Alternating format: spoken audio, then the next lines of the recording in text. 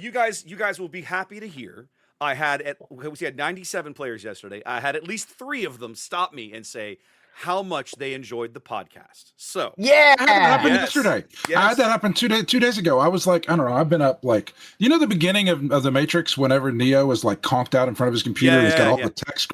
Yeah. That's been me for the last month. I mean, except I'm not conked out. I go downstairs, but I've been like just text scrolling, doing all sorts of servers and shit.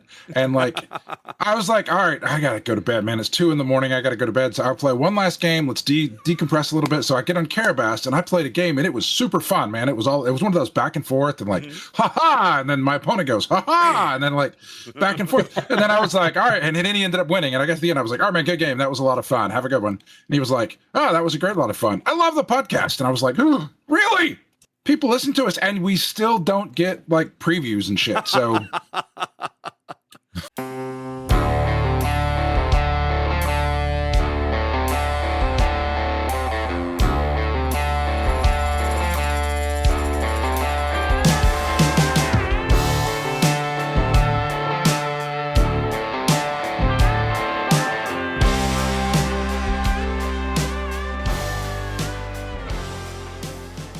All right, welcome in, ladies and gentlemen, boys and girls, gamers of all ages. It's episode 33. 33. I'll get him turned around in a minute. 33 of the On the Button podcast. My name is Wes. You too. Yeah, buddy. You too. Yeah, let's go.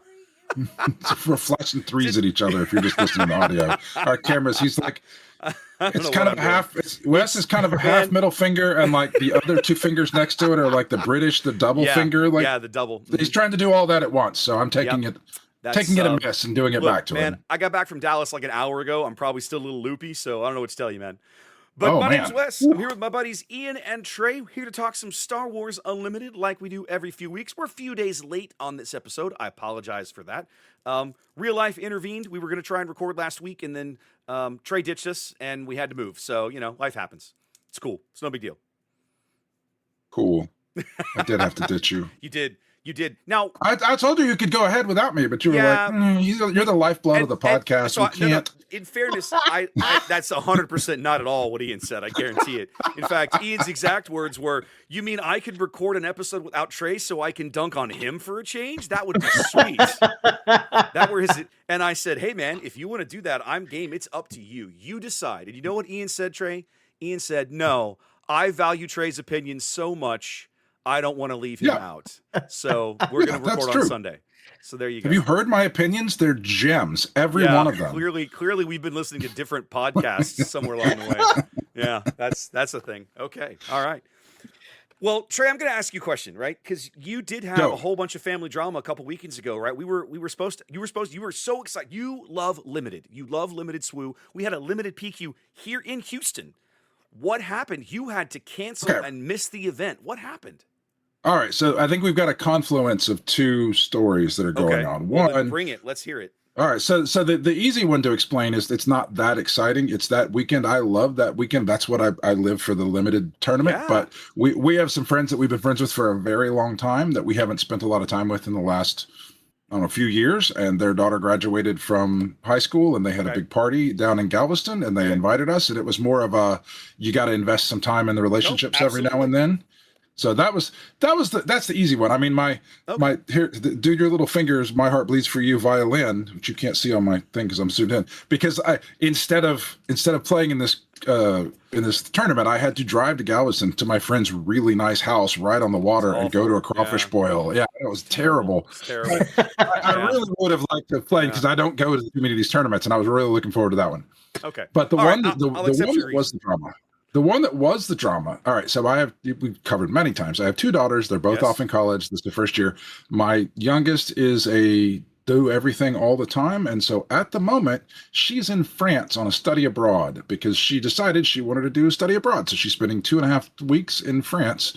And we raised our daughters to be extremely self-reliant, and they do everything themselves. So like before I do anything to help her out or to fix something in her condo or help her out with money or to ask her, talk to her about it, like I'm always like, do you want my help or do you want to do this on your own? And usually she's like, no, I got this. And then now it's to the point where I learn about things after the fact. And so she did all the planning for this was done all on her own, and she handled it. Well, she's in school in Nacogdoches, which, if you're not familiar with geography, I will turn this in geography today, it's closer to Dallas than Houston, which is where we live. And but it's not a lot closer to either one. It's about 2 hours from us, and it's about probably an hour and a half from Dallas. Oh no, I've never made that drive from Nacogdoches to Dallas. I just know when I look on a map, they're about the same. So her flight to France I was trying to get her information so I could follow her flights and just kind of check up on her a little bit, because she is my daughter. And I was like, so where's your flight? Her flight leaves out of DFW in Dallas. I'm like, oh, okay. And then she was leaving on Tuesday morning. And then like the Thursday before, I was like, how are you getting to DFW? And she was like, oh, I was just going to take an Uber from Nacogdoches. I was like, how much do you think that is? And she went and looked it up, and she goes, hey, that's a $400 Uber one way. Yeah. I was like, all right. That's insane. Here, would you like me to help you with this? And she said, yes, please help me with this. So her mother and I talked, and we decided that she was already coming home for that weekend to Houston. And we live 15 minutes from Intercontinental, from like one of the biggest airports in the world. And so she was coming home. I was like, look, here, I will get you a ticket to go from Houston to Dallas, and then you can meet all your people in Dallas and get on the plane. It's just a connecting flight. And so I like talked to her back and forth about it. I communicated with the people coordinating the trip. Everything was squared away. We bought the ticket, and we covered in the podcast again before that I am not a morning person at all. Oh yeah. Like I like to stay up till about 2, and then I like to sleep till like 10 and then get up. That's kind of my jam. I get all of my hours of sleep in. I get all of my productivity hours in. My clock is just off from most people's. And so because I'm a dad and I'm a rock star dad, I'm like, look, I will take you to the airport. So I got up at 6 a.m. to take this girl to the airport for her. Actually, no, I got up at 5:45 so we could walk out the door at 6 a.m. to get her to her flight. Yeah. That was taking off at like 8:30. So I drive to the airport. I drop her off. Goodbye. I get to give her a hug. I get to dunk on her mom a little bit because I got to see her last before she goes over, because her mom was already off at work. And so her mom is also my wife. It's not like that. Anyway. So I like leave, and like I love how you tell stories, Trey. I'm so sorry. I love how you just interject these random things. Like, I'm actually still married to her mom, just in case you were wondering. Yeah. Like I didn't. Yeah, my baby mama also I got to dunk on. No, who is also my wife. So I leave, and then I'm like, I don't ever eat breakfast this early. I like McDonald's, so I went to McDonald's and got a breakfast because I love McDonald's breakfast, and I eat it like once a year. So we get back to the house, and my daughter texted me, and she's like, "Hey, my flight is canceled." I remember this. This part I remember. Oh, no. Okay, I remember you telling me this story. All right. So I was like, I got on the phone with her. I was like, look, you're on American Airlines. There are American Airlines people there. Go talk to them and see what they can do. And so this is part of me empowering her to make decisions like this on her own. And she handled it beautifully. Like, we've been giving her agency and all of this stuff her entire life. And so I gave her instructions on how to handle it herself. She handled it beautifully. She found somebody from American Airlines at one of the other terminals. She talked to him. She worked it up, and they got her booked on the 10:30 in the morning flight to go to Dallas. Perfect. It worked out great. 30 minutes later, I got another call. Hey, that flight's been canceled. They have another flight at 12:30, but I'm supposed to be in Dallas by 1:30.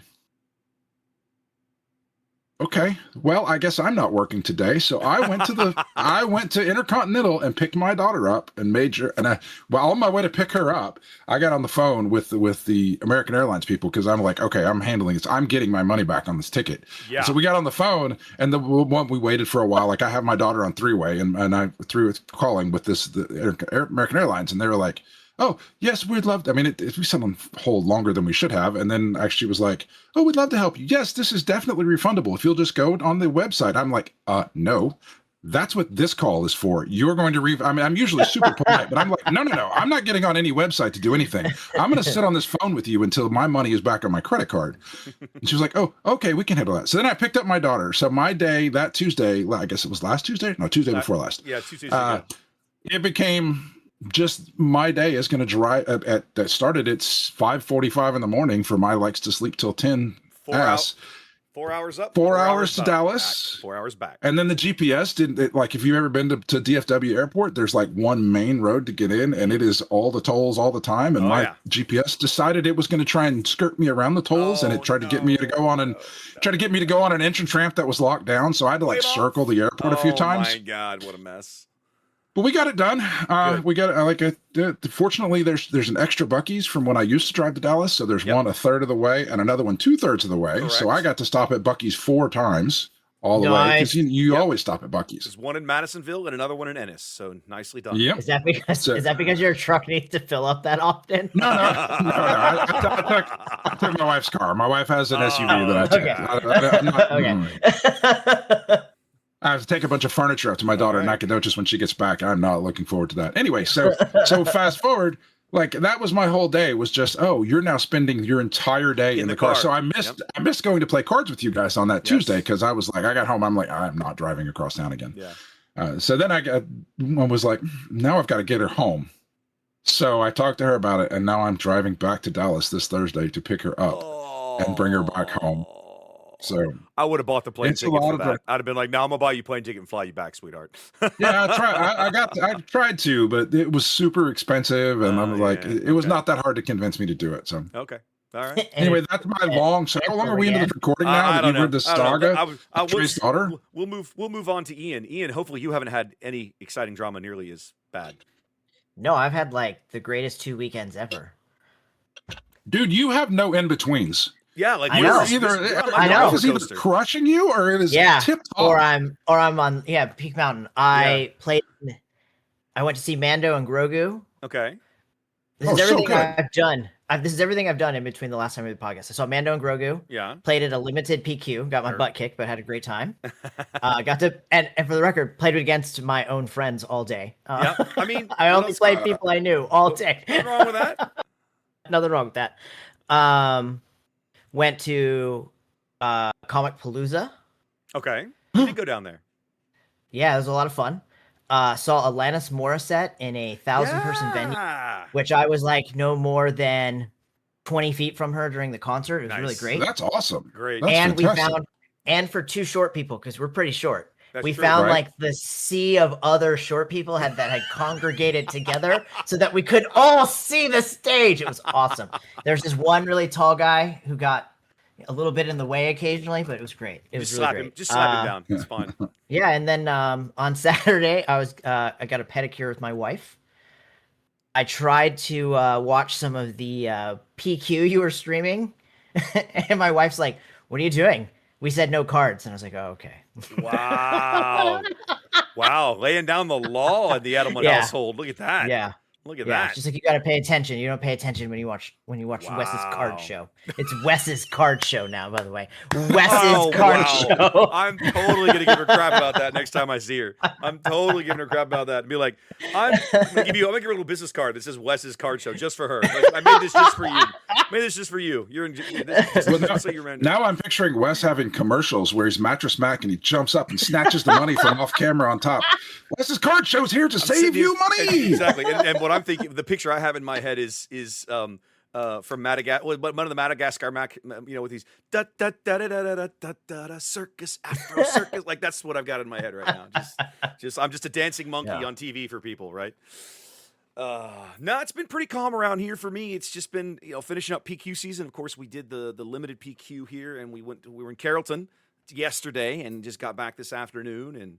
PQ season's now over. I'm done. This was easily the busiest PQ season I've had, which has been great, and it's been good in a lot of ways. And there's definitely been some drawbacks. I was talking to Heather last night after we got done, and I was like, the previous 2 seasons, we had a big deal last year, right? I did some PQs in Twilight. I did Mobile and Austin, and then I went and did, you and I did the sector in Denver, and then I went and did the regional in Minneapolis, and it was like we had all these wind in our sails, and then when they put the schedule out for set 5, there really wasn't much there. So I did 2 more events between Minneapolis, the entire back half of last year, I only did 2 events. And then we kicked off again in this year, and I was supposed to have 3 over in set 6, and we lost 1 to weather. So I only had 2 there. So doing 5 PQs in a 2-month stretch for me was a first. Like I've never attempted to do I've never been able to schedule this many in a single set, and they were all in the same 8-week box, right? 5 of the last 8 weekends I've had a PQ. And I told Heather, I said, if I had to do it over again, I'd probably limit myself to maybe 4 in this kind of time frame. Like it feels a little harried. And definitely only having one of those be a long trip, right? Like Biloxi was my long trip this time.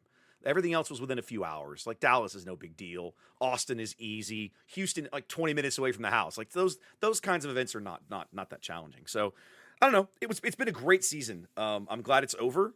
It's going to give me a chance to continue working on a lot of the ideas that I've got for improving the viewer experience and all that kind of thing. I'm looking forward to it. It's gonna be good. It's gonna be a good summer. I've got plenty to keep me busy in the dead time. So speaking of Carrollton, guys, I have to talk about this PQ we played yesterday. Ian, you said you haven't seen anything. Nothing. It was amazing. Nothing. I pulled up card show. Go ahead. I pulled up 10 minutes of it, and it was no. You need to pay more attention to me. It is her birthday weekend, so fair. I did promise. Fair. I would give her all my attention, and I do when I watch, especially like if I'm out in public and I'm not paying attention, I'm like totally into it, and I'm like, oh, why'd you play that? That was a terrible play. Like I'm yelling at the screen, like it's a sporting event. It's any other sports broadcast that I love watching. So I do get a little too into it, so I'm sure she was like, she just didn't want me to like scream at the phone. I don't usually watch Wes's card show all that much when he does it, because especially when it's constructed, because it gets boring to me because I watch the same decks over and over. So this is, as I explained to the guys, I think it was before this started, where like for the last month I've just like, if you remember Neo from the very beginning of the Matrix when he's got the pages of computer text scrolling, that's been me for the last month. And so I was doing that Saturday, and I had it on just in the background. Boy, did I pick the right one to tune into. We had 97 players in Carrollton yesterday, which is a fabulous turnout. Nice. That's a good PQ. Great turnout, and the deck variety was really there. It was amazing. Nice. And with the judges, in order to keep the first few rounds moving, what the judges did something that I've never done before. They basically said, look through the deck lists and give us 4 or 5 players that have stuff that you want to see. And we'll just, as the pairings are done in the first few rounds, we'll just grab them and move them to the table and tell you what table you're getting. I was like, great, that works. So my co-caster and I was was Logan Palmer, Copycat 99 over on YouTube. He and I looked at the list, and we picked out about 4 or 5 decks, and said this is what we want to see. And so early on, we saw Callus Data Vault in the first round, which was a really interesting matchup. That was fun. I played that on Carabast, and it's a really fun deck to play. It's wild. Off the wall. And then our second round match was 2 decks that we had picked that got paired into each other. Krennic Yellow and Slymore Data Vault got paired into each other, and that was a fascinating match to watch. So exciting. That Krennic list, there is a Krennic Yellow list on SWODB, like one of the hot decks that you can play. The list that got played on Saturday, nothing at all like that. So I really want to get that. I want to get that list and play it, because it looked. He kept playing cards, and I was like, why is this not in the other list? This is so much better. I want to see this. So it was fun. That was a fun match to watch. And then my personal favorite, my hero deck of the whole event, the guy player only finished 4-3, and I don't care. I'm building this because, and this is for later in the podcast, but it's Dedra Yellow. Like, I can't wait to build that one. Really, really awesome variety. Just really, really cool to see. Now, the whole thing was taken down by Maul Blue Force. He beat out a Boba Lake Country in the final, a really, really good contested final match. The only repeat leader we had in the top 8 was Dedra Colossus. We had 2 hard control Dedra Miro decks make the top 8, and that Boba Lake Country player, he ran both of them over. Now, one of them was a local player, Andrew Rubio. I don't know if you guys remember Andrew. The Boba player beat him in the quarterfinal round. We didn't cover that one. But he did play the other Dedra Miro in the semifinal round. We did cover that match. And he ruined poor Hunter. I felt bad for Hunter because and Hunter told me after the match, he goes, and that was a rematch. Those guys had played in round 2 of Swiss, and it was the exact same result. And Hunter came up to after the match was over to thank me and give me a fist bump and say, thanks for being here to cover the event. And I said, man, I'm so sorry that could not have been fun. He said, no, it wasn't. He said, but it already happened to me in Swiss, and so I kind of knew it was going to happen going in. He goes, so I just, I sat through it and did what I could. I was what like, was what else Hunter can you on? do? He was playing the Dedra Miro Oh, Colossus. okay. I thought he was playing the Sly. No, Sly Moore. no. You're talking about Hunter. You're thinking of Hunter Shelburne. I'm talking about Hunter. Oh, Hill. different Hunter. Different Hunter from Austin, but both from Austin. Okay. So anyways, just a really great event, a fabulous venue. If you guys get the chance to go up there, that's a great venue.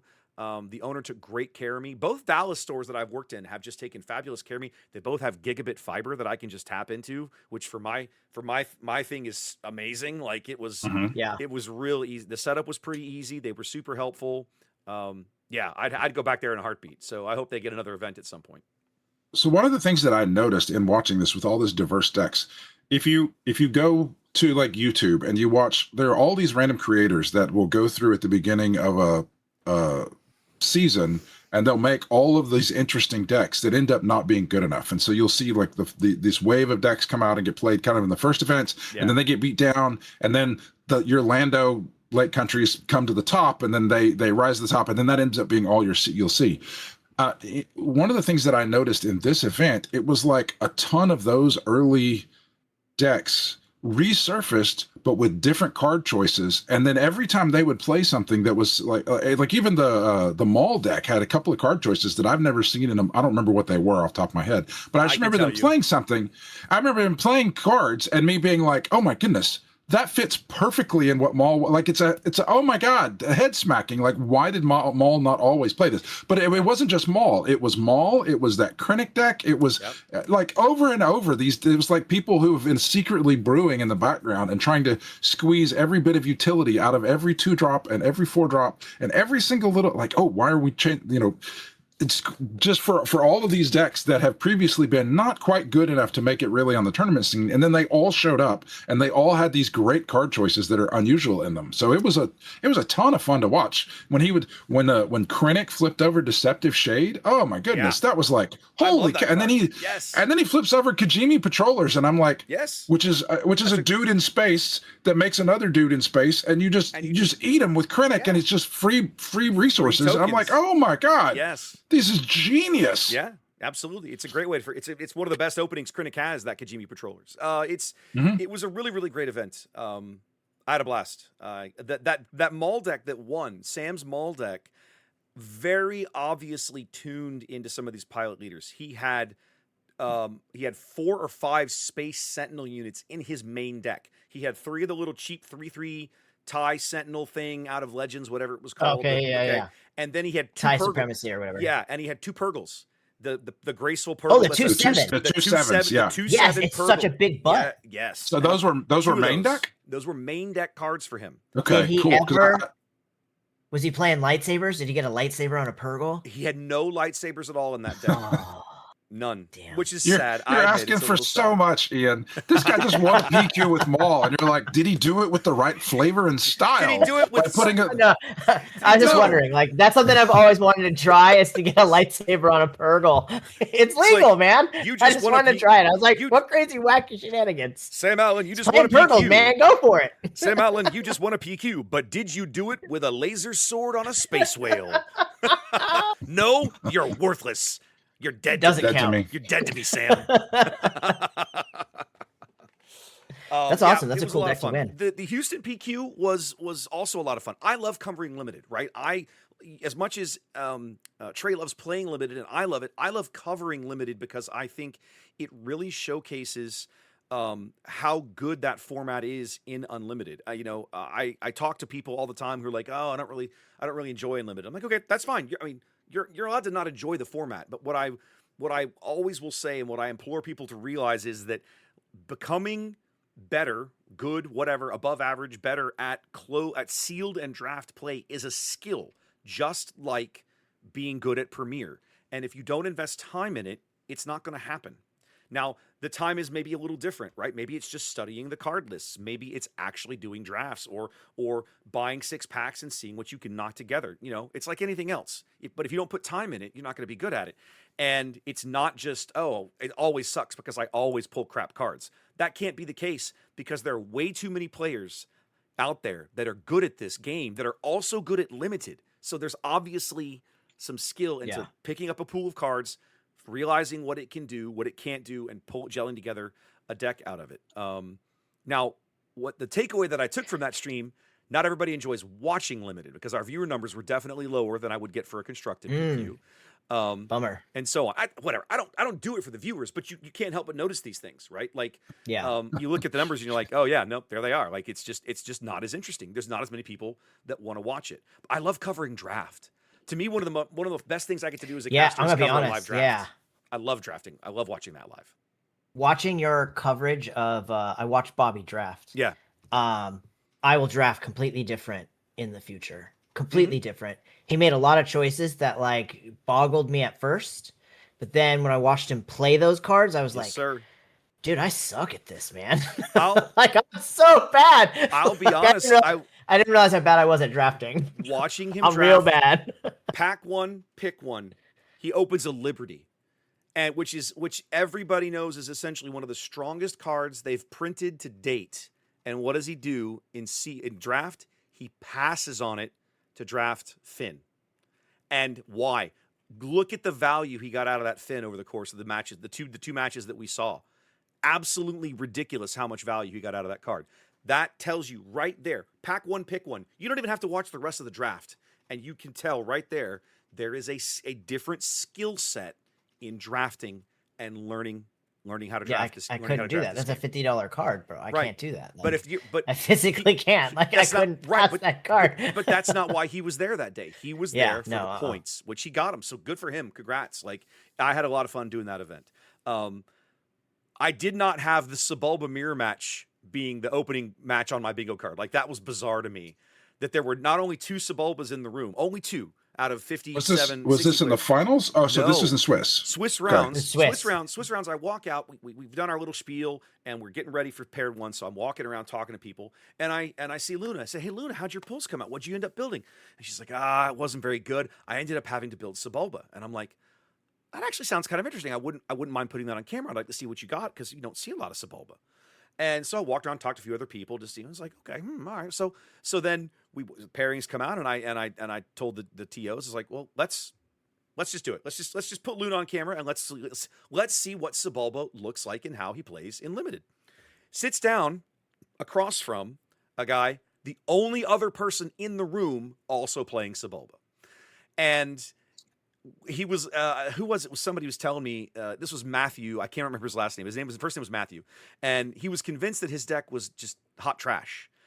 And about right on curve on the 4 resource round in game 1, the guy playing Sebulba red in Limited lays down a Shadow of Stygian Prime in sealed, and I'm like, I don't know why he thinks this deck is crap. This deck is amazing already, and he's got a Pod Racer, he's got a Sebulba's Pod Racer, and a Shadow Stygian Prime in his red-yellow Sebulba deck in Limited. I'm going, I think you're going to be fine, dude.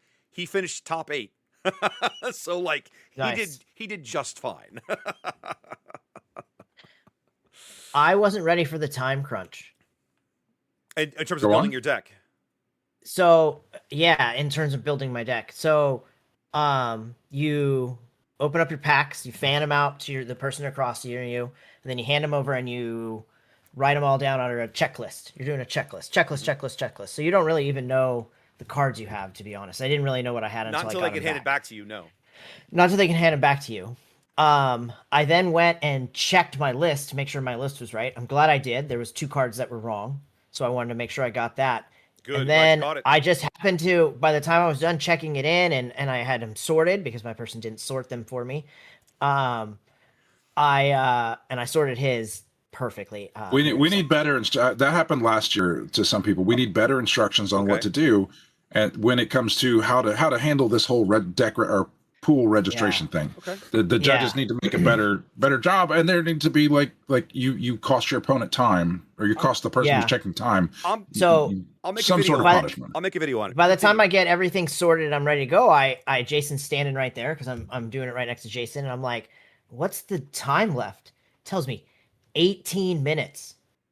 I haven't really looked at my cards yet, so I finally got them sorted. I look at them, and the first thing I see is I always pull out my rares and my uncommons. My rares: 3 Dr. Alphras and a Snorlax base. I'm in trouble, boys. I'm in trouble, boys. I'm in trouble. So then my next thought building it is, okay, 2-drops. That's been a problem for me in these sealeds that I've played. Where are my 2-drops? Oh, they're all over the place. I got a pair here, I got a pair here, I got a pair here. Nothing really in a color, nothing heroism, nothing villainy, nothing really that's screaming to me. I got lucky and I had a saw. So I shoved all the two drops together. I did have 3 of the cavern wings. Nice. Problem is in my 4 games I played, I ran up against 2 Aura Sings. And they made them completely unplayable, along with, a couple of the other like cards that I had. So it was a pretty rough day for me, but I had a great time. I love building it. I love going home and watching. I really like Limited. I think it's a preferred version for me, I guess, to participate in on a large tournament scale. But I had a great time. Okay. My cards suck, but I had a good time. My friends beat me up all day. They were mean to me. I mean, Ian, they're going to beat you up on Tuesday night when you show up too, buddy. So, I mean, Saturday, Saturday weekend's no different. They're always mean to me. So mean. I don't know. The last time I sat at a card table with you, you kicked Trey in the nuts pretty hard in Twin Sons. So I don't know that you necessarily get to throw that stone right now. That Twin Sun business doesn't count. Oh, I completely disagree. No, I disagree. I had such a good time sitting back like Leonardo, just sipping my little drink with a grin, watching you two go at each other. It was so funny. It was so hopefully this funny. Tuesday we can get couple Twin Sun games in. I don't know if you guys are coming or not. I'm game. I should be there. I think. So yesterday, of course, was a big day for PQs here in the States, but it was also a big day for news for the game over in the United Kingdom. UK Gaming Expo has been going on, which is an event mostly for store owners and retailers and that sort of thing over in the United Kingdom. And FFG chose that particular event, this particular weekend, to kind of finally give us more detail on what Icons really is. Now, because this announcement happened on a Saturday, you may not have seen it, dear listener. So, did you guys see any of this? Bro. Have you guys seen it? I saw there was an announcement. I saw a picture of some reprints. That's all I got. So what I don't even know what this is. I saw something that was like, last year we did Battle of the Hoth. This year we're doing Icons, and I was like, I don't understand that. What? All right, they're trying an old tried and true retail method of let's release a product during the holiday season that is an intro to players. Okay, they tried it with Intro to Hoth, but none of those cards were playable in Premiere. Yeah. So the idea behind this set is twofold. One, it's going to contain just the basic keywords of the original Spark of Rebellion set. Yep. Right? So it's just going to have those basic keywords. Sentinel, Ambush, Shielded, basic keywords, right? But the other thing that it's going to be cool is it's going to have some reprints. And the reason it's called Icons is because all of the packs that you open should have iconic characters within them. Is it a pack of random cards, or is it a pre-constructed decks? It's going to have a leader, it's going to have a base, and it should be like a draftable set, like a regular pack. So there are some really cool starter decks as well. So we're getting 4 sets this year? You're getting 4 sets this year. Now, a couple of things to note. They consider Icons a quote-unquote mini set. That's their term, because it's 194 cards instead of the normal 250 plus you get out of a full expansion. We talked about this last time, right? We said people were like, is this good? Is this bad? It's like, until we know the set size, we don't have any idea. Like, give me an idea of what we're dealing with. Okay, so now we know it's a slightly reduced set size. What they've said is that every single common card in the set is a reprint from one or more sets that have been previously printed. So every common card between 1 and 8 is on the block for a possible reprint in those icon packs. We don't know what they're doing, but something, okay? And then they say some of the uncommon cards are also reprints, although they've got new art. The 2 that they've shown us so far are previous cards from Twilight and Shadows. They're reprinting the Grogu unit out of Shadows of the Empire, the little 0-5 Exhausta guy. And the 7-7 Savage Opress out of Twilight is getting a reprint, the one that comes in ready, like if you have less units than your opponent, or however it works. And a couple of cards look to get I'm going to put it in quotes, remake, like a cool remake. Okay, I didn't hear that. What is this one? What does that mean? I mean, if you look at the cards, there's a Vader card. That's an 8/8 Vader card that has ambush. All your other units gain ambush. So it's kind of similar to the Spark of Rebellion, and ambushes in and brings in a unit. You're saying somewhat similar. You're saying remake. To me, that's still a brand new card. No. So, like the Sidious card does restore 3, but does heals your base instead of does damage to all the other players. So they did like a few. All the cards are supposed to be iconic, so they look pretty neat. Correct. So short answer is all the commons are reprints. Some of the uncommons are reprints. None of the rares and legendaries are reprints. Every rare and legendary is a brand new card unique to this set. Are they legal in Premier? Yes, all of them are Premier legal, and it also says that I'm quoting the press release here that they published on their website on Saturday. It says not only that, every rare and legendary in the set is a unique card featuring a fan favorite Star Wars character.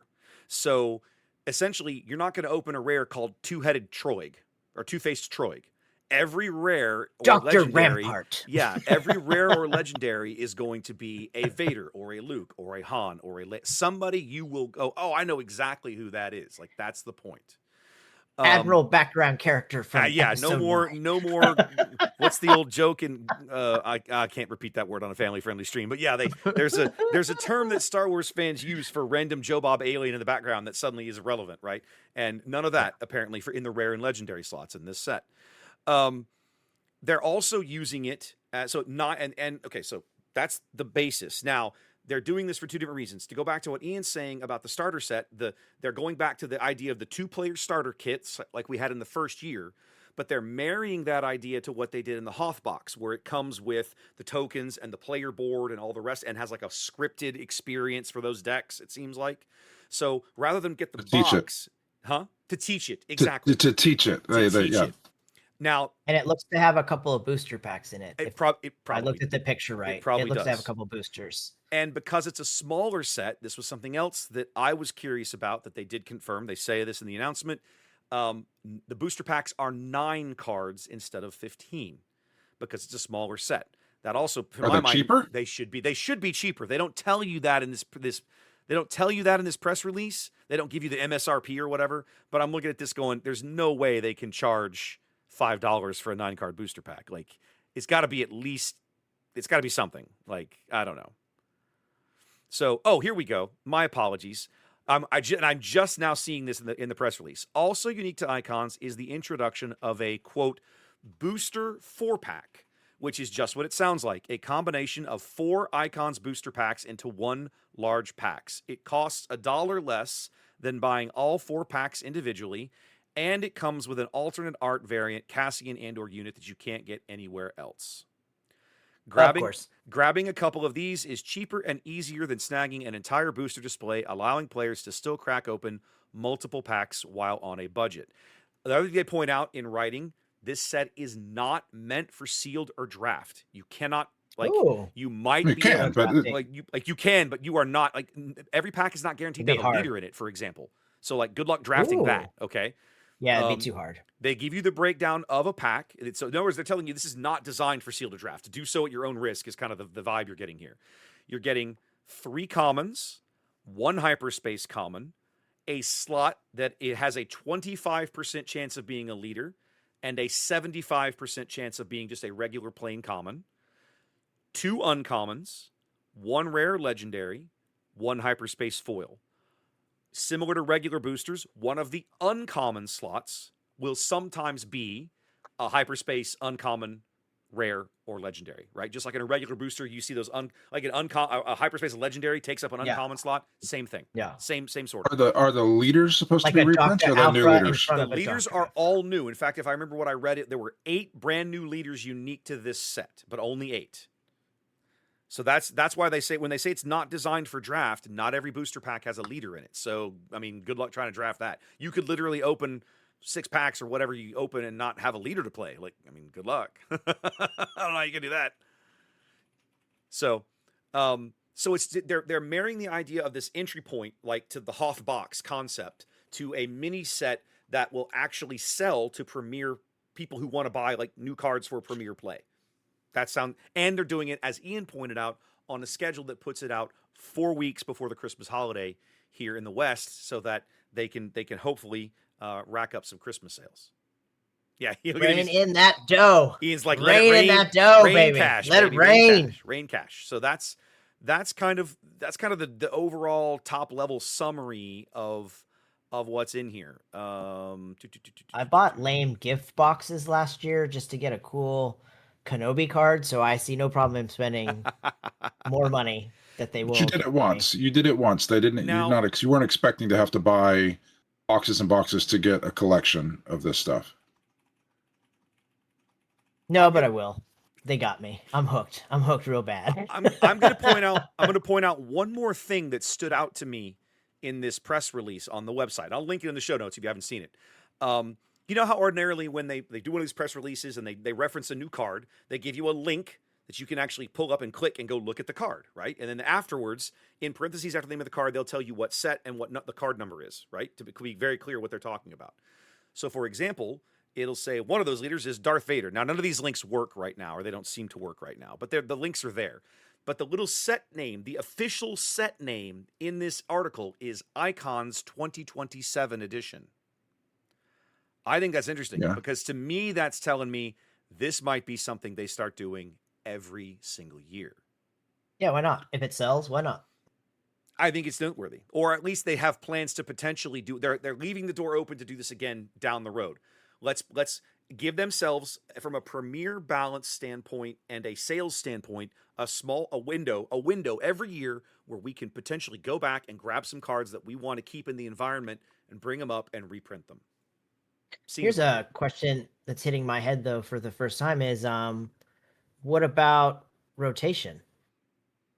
So they'll rotate out. They tell you in the article that this set will remain legal until it rotates out in March of 28 with Lawless, Ashes, and Homeworlds. So it's on the same rotation cycle. So it's going to hold in with those sets. I think if you look at the cards, they even have the correct rotation symbol on them, the ones that they've spoiled. B. Yeah, it'll be a B. I'm like 98% positive. Let me go look at one of these pictures and make sure. Yes. Wait, am I crazy? Yes. Yeah, they've got the little B rotational symbol on them. So they're going to rotate out like anything else. But I think it's noteworthy. And, oh, by the way, the little set name, you know how ordinarily we see Ash for Ashes of the Empire or whatever. It says IC27. So literally they're telling you this is the 2027 version of this product, but there might be a 2028 version and a 2029 version. I think that's noteworthy as well. Yeah. So I have thoughts. Bring it. I want to hear them. So I want to preface this by saying I'm just now hearing all of these details, and I definitely want to ruminate before and have more time to think about it and reserve the option to revise my opinion. But my initial gut reaction is I freaking hate this. Okay. I hate everything about this. One, because I played Magic from almost the time it started until 2013. Okay. And Magic lost me when they decided they were going to start printing set after set after set every year. They're just the ridiculous volume of sets that come out to collect, to grab, to add. It's just a huge turnoff to me. Yeah. One of the things that I liked about this game is that they said that it's going to come out 3 times a year. We're going to have 4 months. It's going to be 3 times a year. And to me, that is a nice that's a nice balance between the people that this is all they do and they are bored after 2 weeks of playing with these cards because that's all they do, and then most people who have a lot of other things in their lives who need 4 months to explore a set and get involved with it and just bathe in it the way it takes before the next set has come out. And there are some people that would like it to be longer. They like sorcery is like 1 a year because they want it to go super sorcery TCG, and so I think that 4 months is a nice place balance of where to put those, so that I feel like, because I'm a bit autistic and I like to collect and I like to own everything, and I have this goal to own like one of it. And if they start just vomiting these sets at us for a year, so it's not just 4 sets a year now, it's Icons, it's the 3 regular sets, and it's Twin Suns. So now we're up to 5 products here. Twin Suns is actually Twin Suns 2026. So there'll be another amount of cards that we have to collect. Right. Yeah. So now if you want to do a holiday box and put some leaders in there with some extra packs in it, I think that's great. Like if I can go spend $25 one time, $40 one time, and that is my hook into the game, that's fine. If you want to put an entire set together full of crap that I already own, just because there are a handful of cards that I don't, that is really that angers me. That I don't want most of the cards in that set. I collect all these cards. I have all of these cards. I don't want your garbage commons that I already own, and I can go get them otherwise if I really feel the need for them. And two, another thing that I'm looking at where I did the math on my monitor here. 76% of a set is not a freaking mini set. It might be a smaller set, but mini means mini, and mini means substantially smaller. The term mini should mean substantially smaller. Not just, oh, this is like 3/4 of the cards. So this had better be super cheap. Again, they might come out with a price point that I like. I might end up liking it, but at the moment, I hate everything about this. So Wow. that's where I'm at right now. I have this gut reaction that this makes me want to play the game less. You and I had totally different reactions to this product. Completely different reactions. Sure. I think it's a great entry point for a game that has built up a lot of momentum over the last set. The next set looks to be really fantastic too. And we haven't talked about it, but there's been some really great spoilers for Ashes of the Empire that just look phenomenally played. I think support's a great mechanic. So why do you need a fourth set for this? Well, I don't like the fact that, yes, I'm going to have to probably I'm either going to have to single together some singles from this set or suck it up and buy some fat packs, it sounds like is the way to go. But I think it's if you're trying to get into the game, this is it. Like, this is the set you want to buy. You get caught up on all the commons. I'm sure they're going to put in playable commons. Hopefully they put in the playable commons, right? Fingers crossed. If they throw in a lot of really good playable commons, Trey, you're not thinking about this. They can pull commons that aren't in the set right now. They could pull resupply. They could pull I don't care. Okay, then put them in a regular set. Put them in one of the 3 sets. You already have reprints. If I'm a brand new player, I understand this is good for some people, but I hate it personally. I get that. It could really help the game if this product sells well, because it will bring in, what the idea is you give this to your Magic the Gathering friend player for a holiday gift and say, hey, try out this new good Star Wars game that's got all these cool characters that you recognize and people that you don't think are lame, like Admiral Rampart or Chancellor. Yeah, people I've never heard of. I don't know their name, right? Yeah. Here's this awesome card called Trader Taxation. Play with this cool card. like if I'm getting into the game and I open up a pack, and in my pack I've got Grogu and the Mandalorian and Lando Calrissian and these people that I recognize, it's gonna drag me in to play more. I don't play certain cards because I think they're stupid. Like if I think the character is stupid, even if the card is good, I might not play it. So in that case, you just like, what's wrong with building intro battle to Hoth battle, but with cards that are decent, and it's a one-time purchase, and then it gets people to play the game. Maybe you even put like 1 pack of each of the previous 3 sets in there, or 2 packs of each of the 3 sets in there, so that people get the idea that it is a trading card game. You don't need to have a 4th set that people have to buy all of, and then just toss so many cards, just rubbish bins, so many of the cards because you already have them from back in the day. I don't even think Trey's found out the most upsetting part. Isn't it a month after another set release? It is. As well? So you're going to get a full release of Homeworlds in October. We don't have a date, but sometime in October. I presume they did move that up. They did. They moved Homeworlds up 4 weeks, and they moved Icons into Homeworlds slot in November, basically like the holiday weekend, like right around Thanksgiving. So there's only a 4-week gap between those 2 releases. I'm with you on the part of this is a lot of cards to buy in a shorter period of time. And you've thrown Twin Suns at us, which I agree. I've bought 2 of the 4 decks. I plan to get the other 2 so that I have all the cards. So I understand what you're saying. This is a lot of money to spend in a short period of time, and they're hitting us hard when it comes to the wallet. That's pretty rough. That's pretty Just rough. make the decks. Make the decks that play each other. If you want to introduce people into the game, make decks that can play each other, that have all the iconic people in it. Even if you want to put reprints in there, make them like legal. But to me, a whole set to buy and collect is awful. Go ahead. What's interesting about this is I'm gonna speak hopefully what I hope the listeners are getting out of this, right? You're getting two different viewpoints. Trey's viewpoint from my chair is very focused on I am an existing player and collector. I feel like I'm being milked for more money in order to just stay competitive at the premier level. This really pisses me off that you're trying to resell me cards I already own in a new wrapper. Ian and Trey, this is something of a blind spot for you and I because of the world that we live and work in. Ian has got retail lenses on, okay? Ian is looking at that, look at this from the perspective of a retailer, which is I'm gonna have a new product on my shelf at Christmas time designed to entice and capture people who don't already play my game. Now, we can argue the semantics of the right and the wrongness of how they're executing that particular product, okay? But I think Ian's got a great point, and that's something that I wouldn't have considered. We were talking about this on the phone a few weeks ago, Ian and I, and he made this point to me. He goes 100%. This is about having a retail product on the shelf at Christmas designed for new players and I thought this would never have occurred to me because I'm not a marketing guy. I'm not a retail guy.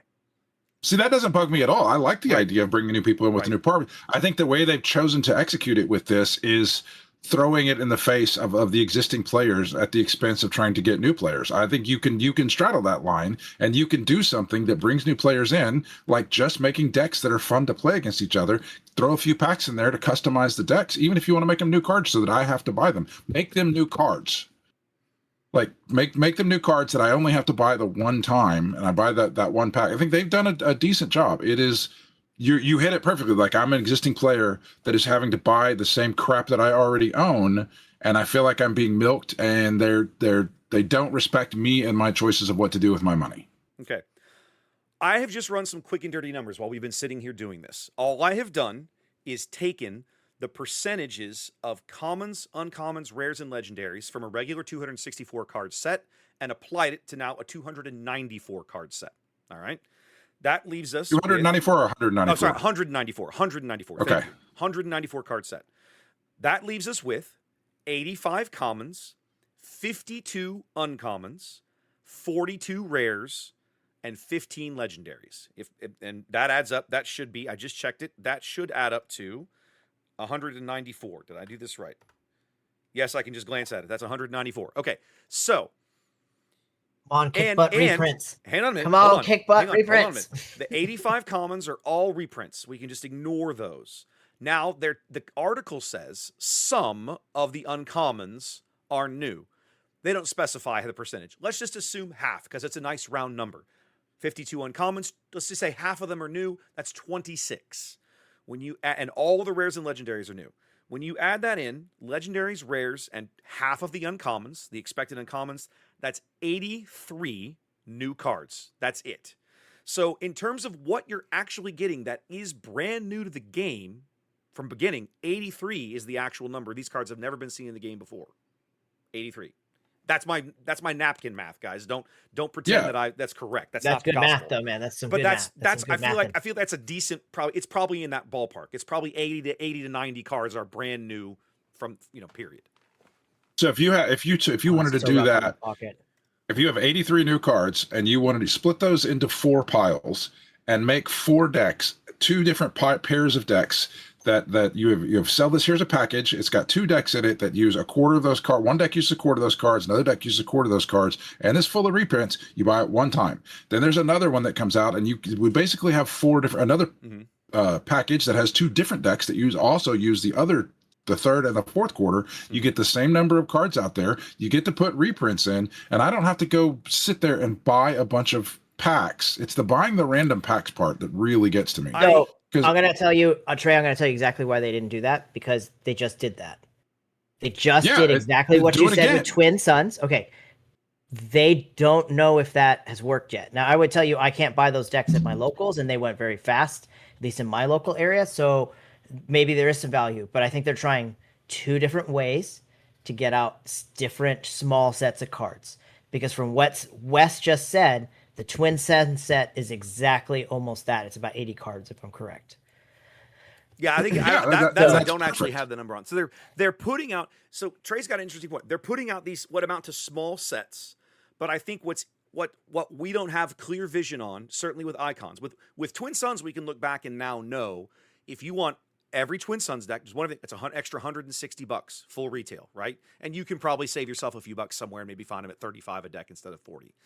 What we don't know yet is what they intend to sell these 9-card booster packs at, and approximately how many it'll take to kind of, fill out your play sets of whatever you need out of this new stuff, right? Will it take $600? I bet not, right? But I don't know. There's no way to run those numbers without having the MSRP on the pack. There's just something about the randomness of the packs and putting them in packs that just thoroughly rankles me. The idea of me spending money and opening a pack that I spent $4, $5, whatever it was, and I get one card that I don't already own because it was in the legendary spot, that just that infuriates me. I can understand. I don't, as a player, I agree with you, right? I'm not excited about the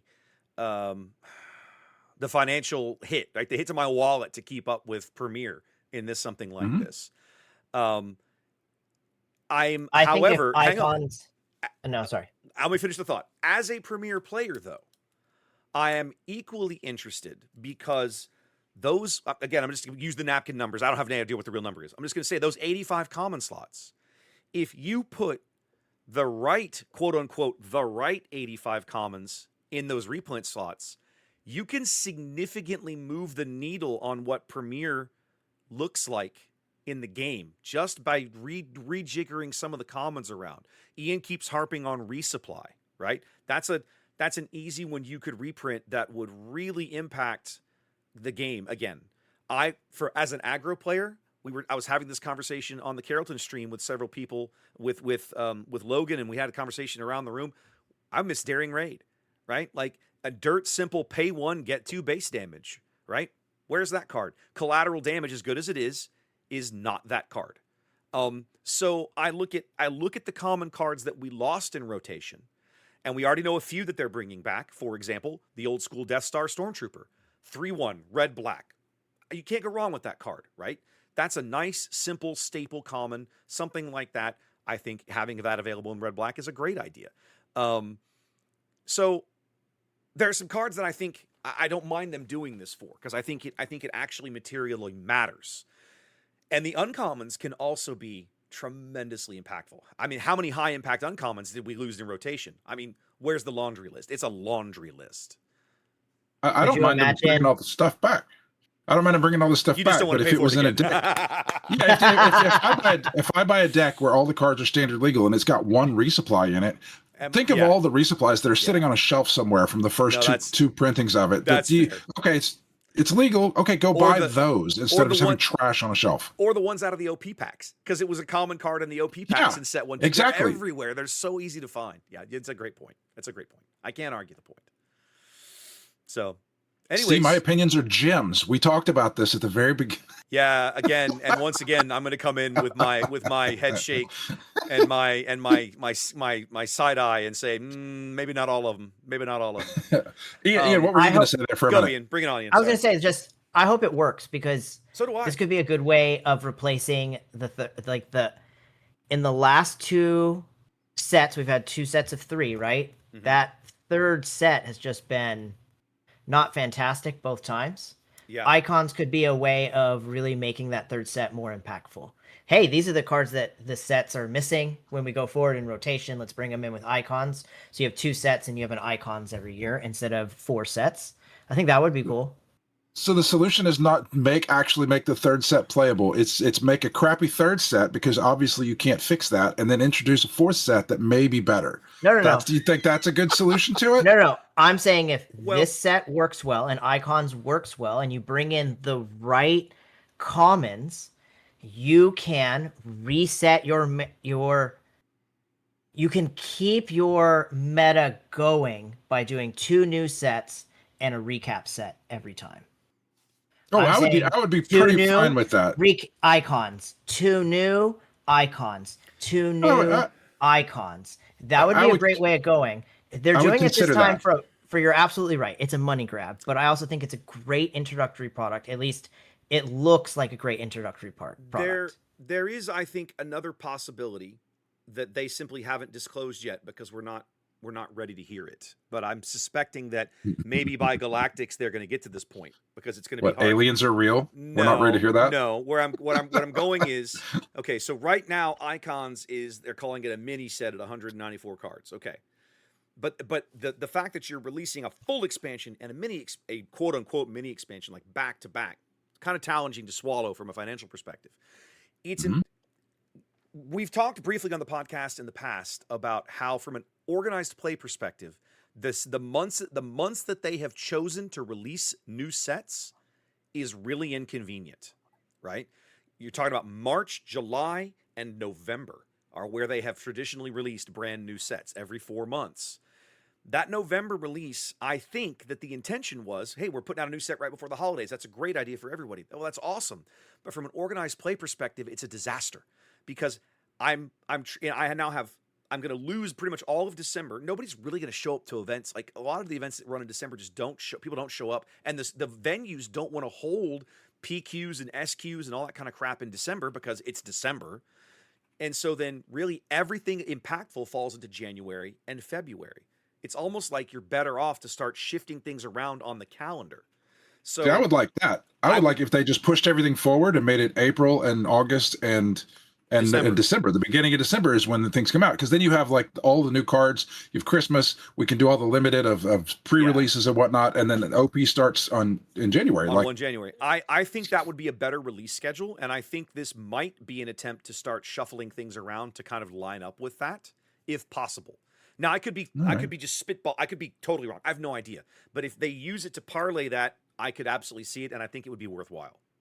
All right, here based on how hard they have tried to sell a holiday product, based on somebody using their retail brain, whoever the corporate overlord is up there, hammering them for this, loves that idea. He's hammering holiday for this. Gotta sell a holiday. Let's hammer it until it fits. Yeah, we're gonna find something to hammer into this hole. Go ahead, Trey.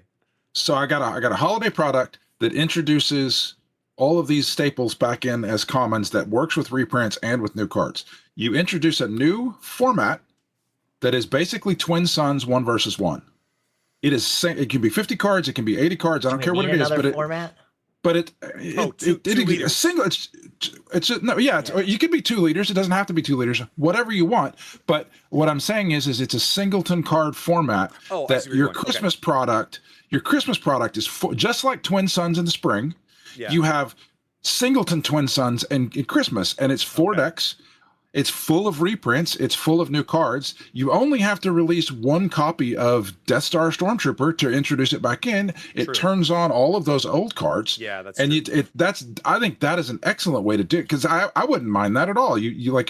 We're going to pick up I didn't mind buying the Twin Sun stuff to promote that. I like buying that. I think that is a way better way to do it. So if you're a Premier player, you'd have to buy 3 of each deck, because you would want 3 Luke Skywalkers and you would want 3 possibly Darth Vaders. There's no way. He's saying singleton format, but if you're a Premier player, you're going to want the cards. Yeah. I don't know. It's a rough call either way.